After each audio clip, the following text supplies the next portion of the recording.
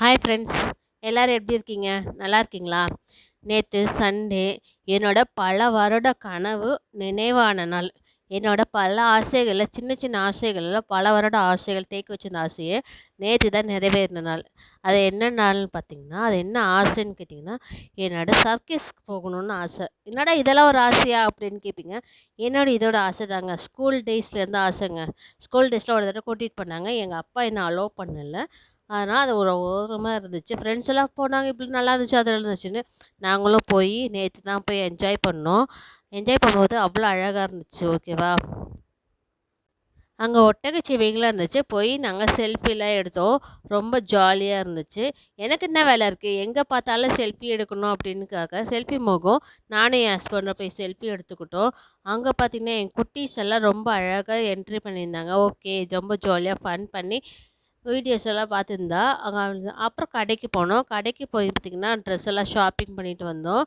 இப்போ அதுக்கப்புறம் எங்கள் ஹஸ்பண்டோட மறுபடியும் இங்கே வந்து ஜாலியாக ஃபன் பண்ணிட்டு நிறைய வீடியோஸ் எல்லாம் எடுத்திருந்தேங்க.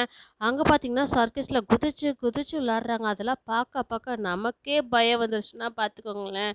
என் பொண்ணு நான் அதோட சேர்ந்து நான் வீடியோ எடுக்கிறத பார்த்துட்டு நக்கல் அடிக்கிறேன். ஆமாம் நாக்கு நீட்டிட்டு எடுத்திருந்தேன். ஒரு ஃபோட்டோ கூட ஒழுங்காக போஸ் குடுறி அப்படின்னா கொடுக்கவே மாட்டேன்ட்டா.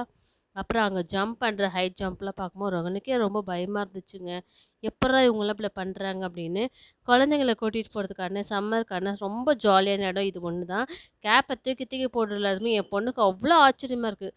எப்படிம்மா இவங்க இப்படி பண்ணுறாங்க அப்படின்னு. காலில் தீபம், காலில் 2, கையில் 2, வாயில் 1ங்க. இது அப்படியே ரொட்டேட் பண்ணுறத பார்த்தா நமக்கே பயம் வந்துச்சுங்க. எப்படிங்க இப்படி பண்ண முடியும்னு. நம்மக்கிட்டலாம் ஒரு அகல் விளக்கு, ஒரு விளக்க வச்சு சுற்றி சொன்னாலே நம்மளால் பயமாக இருக்கும். ஆனால் இவங்க எப்படி தான் ஒரு ரொட்டேட் பண்ணி அவ்வளோ அழகாக சுற்றி பண்ணுறாங்களோ, எவ்வளோ ப்ராக்டிஸ் பண்ணியிருக்காங்க. இதெல்லாம் பார்க்கும்போது நம்மளுக்கே ரொம்ப கஷ்டமாக பயமாக இருந்துச்சுங்க. இன்னும் போக போக நிறைய வீடியோஸ் இருந்துச்சுங்க. நிறைய மேஜிக்லாம் பண்ணி காமிச்சாங்க. அதெல்லாம் பார்க்க நானே ஃப்ரீஸ் ஆகிட்டேங்க. நிறைய வீடியோ எடுத்தோம்னா அது லாங் வீடியோவாக போயிடும் அப்படின்னுக்காக தான் நான் ஒரு சிலது மட்டும் எனக்கு பிடிச்சது மட்டும் தான் நான் வீடியோ எடுத்து வச்சுருக்கேன். ஸோ நீங்களும் போங்க. இது எங்கே இருக்குதுன்னு பார்த்தீங்கன்னா, தரமணி, சோழிங்கநல்லூர் டு தரமணி போகிற வழியில் மெயின் ரோட்லேயே இருக்குது. இந்த வீல் கப்புள் டான்ஸ், அது சர்க்கிளில் கப்புள் டான்ஸுங்க. எம்மா எவ்வளோ உயரத்துக்கு போய் எப்படிலாம் வளைச்சி வளைச்சி ஆடுறாங்க தெரியுமா? நான் உங்களுக்கு சும்மா சாம்பிள் தாங்க 2, 3 வீடியோ இதில் எடுத்தேன் நான். அம்மாடியோ! அந்த வளையலுக்கு மேலே போய் கயிறு மேலெல்லாம் தொங்கி இருந்து டான்ஸ் ஆடுறாங்க. இதில் ஒரு ஆச்சரியமான விஷயம் என்னன்னா, இந்த டான்ஸ் எண்டில் கழுத்தில் 2 பேருமே ரோப்பை கட்டிட்டு மேலே போய் ரொட்டேட் பண்ணுவாங்க. தனக்கு தானே சுற்றுவாங்க பாருங்கள். அம்மாடியோ! கழுத்தில் ஏதாச்சும் ஆயிடுச்சுன்னா என்ன பண்ணுறது அப்படின்னு எனக்கு பயந்தாங்க வந்துச்சு. பார்க்குற எங்களுக்கு ஒரு நிமிஷத்தில் திக்கு திக்குன்னு ஆயிடுச்சு தெரியுமாங்க. எம்மா இந்த மாதிரிலாம் ஆட சொன்னால் நம்மளால முடியாதுமான்னு சர்க்கிள் ஆயிடுவேன். இவங்களாம் பாவங்க, எவ்வளோ கஷ்டப்பட்டு இதுக்கெல்லாம் எவ்வளோ அடி வாங்கியிருப்பாங்க, ப்ராக்டிஸ் பண்ணியிருப்பாங்க. ப்ராக்டிஸ் எவ்வளோ தழும்பு இருக்கும். ஸோ இவங்களுக்கு சப்போர்ட் பண்ணுறதுக்காகவே ஒரு நாள் போகணுங்க. நேற்று பல வருஷம் கனவு என் ஹஸ்பண்ட் நேற்று சைலண்ட்டாக கூட்டிகிட்டு போய் வா வெளியே போகலான்னு சொல்லி கூட்டிகிட்டு போன இடம் தாங்க இது.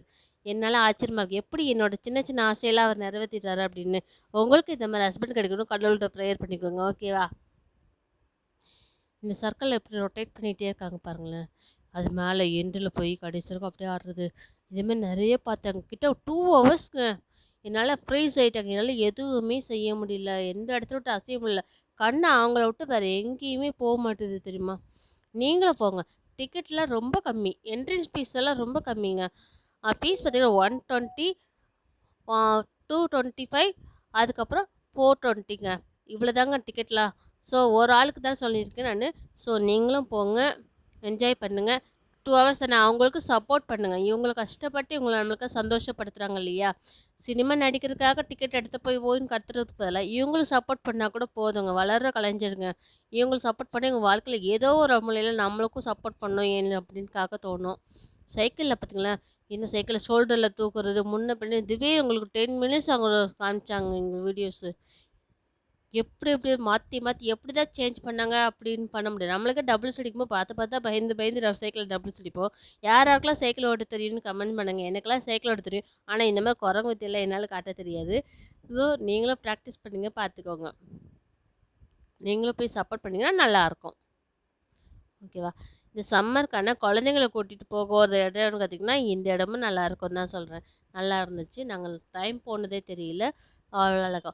இது வந்து மே 15th வரைக்கும் தான் நடக்கும் அப்படின்னு சொல்லிட்டு இருக்காங்க.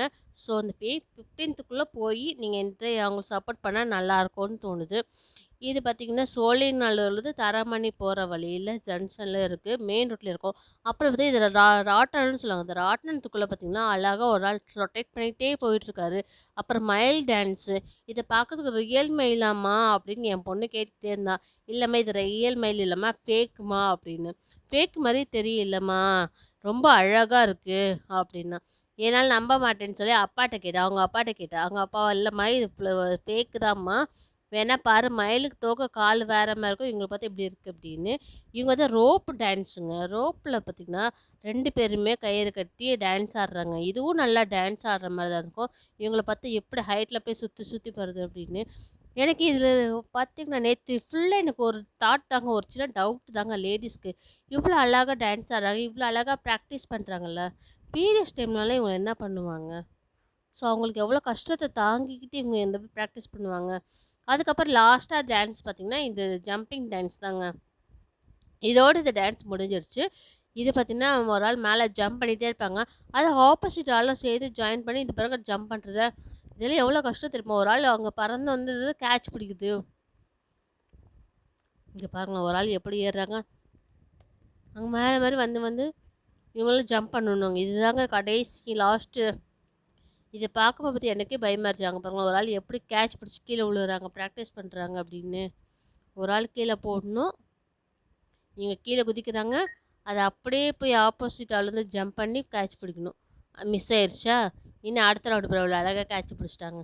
கீழே இருக்க ஆளும் அதே மாதிரி அந்த ரோப்பை ஆப்போசிட் ஆளுக்கு கரெக்டாக கொடுக்கணும், கொடுத்துட்டு இங்கே பண்ணணும். அதுக்கப்புறம் வர வழியில் பார்த்திங்கன்னா எங்களுக்கு என்னங்க வேலை, அப்படியே அதை முடிச்சுட்டு அப்படியே வெளியே வந்தோன்னா என் குழந்தைங்க என் சின்ன பொண்ணு என்னன்னா பொம்மைக்கிட்ட போய் விளையாண்டுருந்தா. அது வாய்ஸ் சவுண்டு கேட்டோன்னே என் பொண்ணு கொஞ்சம் பயந்துட்டா. ஆனால் இருந்தாலும் ஒன்றும் பிரச்சனை இல்லை, அது பொம்மை தாம்மா அப்படின்னு சொல்லி சமாதானப்படுத்தியாச்சு. நம்மளுக்கு என்ன வேலை இருக்குது, வந்த வேலைக்கு செல்ஃபி எடுக்கணும், வீடியோ எடுக்கிறது தானே, அதான் செல்ஃபி எடுத்துகிறேன். இந்த காஸ்ட்யூம் எனக்கு எப்படி இருக்குன்னு சொல்லுங்கள், நல்லா இருக்கா அப்படின்னு. ஓகேவா? நான் ஒட்டகச்சிவிங்கத்தோட போட்டு அப்படி எனக்கு ஒட்டகச்சிவிங்கன்னா ரொம்ப பிடிக்கும். ஆனால் இது வரைக்கும் லைவாக நான் பார்த்ததில்ல. ஆனால் பார்த்தேன்னா துண்டக்கான தண்ணியாக கூட ஓடிடுவேன். அப்புறம் என் சின்ன சின்ன ஆசையை நிறைவேற்றுறேன். என் ஹஸ்பண்டோட சேர்ந்து ஒரு செல்ஃபி எடுத்தேன். அவரை லூஸு எங்கே போனாலும் ஒரு செல்ஃபி தானா அப்படின்னு கேட்டார். அவர் எனக்கு கிடச்ச செல்ல பேர் லூஸு. ஓகேவா? அது சரி, அதை எடுத்துகிட்டு அதுக்கப்புறம் அப்படியே எல்லோரும் வந்தோம். அங்கே இருக்க கரடியெல்லாம் பார்த்து எல்லா அனிமல்ஸ் கூடயும் சேர்ந்து சேர்ந்து அப்பப்போ ஒரு சின்ன சின்ன வீடியோஸ்லாம் எடுத்தாங்க. நிறைய இருந்துச்சுங்க, சிங்கம், புலி, ஜெயராஸ்கி அப்படின்னு சொல்லி. ஆனால் அது குச்சிங்க அவ்வளோ அழகாக பார்த்துது தெரியுமா? என் பொண்ணு என்னன்னா, அம்மா அங்கே பாரும்மா எப்படிம்மா பொம்மை கத்துது, அம்மா இங்கே வாம்மா எனக்கு பொம்மை எப்படிம்மா கத்துது அப்படின்னு சொல்லும்போது, இல்லைம்மா அது பொம்மை வந்து கத்தாது, பக்கத்தில் ஸ்பீக்கர் இருக்குது பாரு, அது ஸ்பீக்கர்லேருந்து தான்மா சவுண்டு வருதுன்னு அப்படின்னு சொல்லி புரிய வைக்கிறதுக்குள்ளே போதுன்னு ஆயிடுச்சு. இருந்தாலும் என் பொண்ணு அதை விட்டுட்டு வெளியே வர்றதுக்கு மனசு இல்லாமல் சின்ன பொண்ணு இல்லாமல் இருக்கா. பெரிய பொண்ணு என்னென்னா என் மதரின்லா வீட்டில் இருக்கா. அதனால் அவள் எல்லாமே இருக்காளே நிற்க மாட்டா. ஸோ அதனால் வரும். ஆனால் இங்கே நிறைய பேர் வந்திருக்காங்க, எக்கச்சக்கமாக பேர் வந்திருந்தாங்க. ஆனால் அவங்க எல்லோரும் சப்போர்ட் பண்ணாங்க. ஸோ நீங்களே பாருங்களேன், ஸ்டேஜ் முடிச்சு ப்ரோக்ராம்லாம் முடிச்சுட்டு வெளியே வரும்போது எவ்வளோ கூட்டம் வரதுக்கு பாருங்களேன். இந்த கூட்டத்திலலாம் செல்ஃபி எடுத்துகிட்டு இதெல்லாம் வீடியோலாம் எடுத்துகிட்டு அதுக்கப்புறம் திரும்பி பார்க்குறதுக்கு என் ஹஸ்பண்டும் என் குழந்தைங்களும் காணுங்க. அந்த கூட்டத்துக்கு நடுவில் அவங்கள கண்டுபிடிச்சிட்டு அதுக்கப்புறம் வீட்டுக்கு கிளம்புறதுக்குள்ளே போதுன்னு ஆயிடுச்சு. அப்புறம் வர வழியில் வீட்டுக்கு தேவையான ட்ரெஸ்ஸஸ்லாம் கொஞ்சம் பர்ச்சேஸ் பண்ண வேண்டியது இருந்துச்சு. அதெல்லாம் பர்ச்சேஸ் பண்ணி பார்த்து பர்ச்சேஸ் பண்ணலாம் அப்படின்னு பார்த்தோம்னா என் பொண்ணு அங்கே ஒரு ஆட்டம் போட்டுட்டு இருந்தான். எங்கே நாங்கள் 2 பேர் பர்ச்சேஸ் பண்ணுறது, அதெல்லாம் பர்ச்சேஸ் பண்ணுற வேலை, செலக்ட் பண்ணுற வேலையெல்லாம் ஹஸ்பண்ட் கையில் கொடுத்தாச்சு. ஹஸ்பண்ட் தலையில் கட்டிட்டு நான் இவ்வளோ வச்சு சமாளித்தேங்க. ஐயோ! அங்கே இருக்க ஒவ்வொரு துணியை பார்த்து அம்மா தொட்டுப்பார், அம்மா தொட்டுப்பார், இப்படி பார், இங்கே தடவு அப்படின்னு வடிவேலு கவுண்டம் பாரு, இங்கே பூசு, இங்கே பூசு அப்படின்னு சொல்லி இங்கே தடவு அங்கே தடவுன்னு ஒரே கொண்டாட்டம். அந்த ஏசி ரூமில் அவளுக்கு அவ்வளோ குஷியில் தாங்க முடியல, நம்ம அப்பா வெளியே கூட்டிகிட்டு வந்துட்டாருன்னு அப்படின்னு. ஓகே, லைக் பண்ணுங்கள், ஷேர் பண்ணுங்கள், பாய்.